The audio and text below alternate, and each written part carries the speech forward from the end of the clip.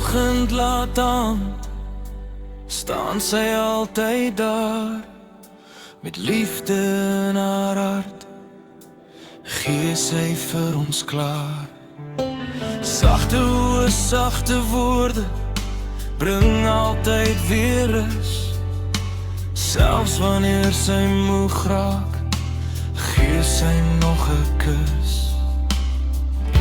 Haar liefde hou ons by mekaar, sy was nog altyd daar, sy gee haar hart vir haar familie, en dra ons deur die swaar. Ons vergeet soms wat sy beteken, en sien nie altyd haar pyn. Daarom wil ek net sê, dankie ma, vir alles.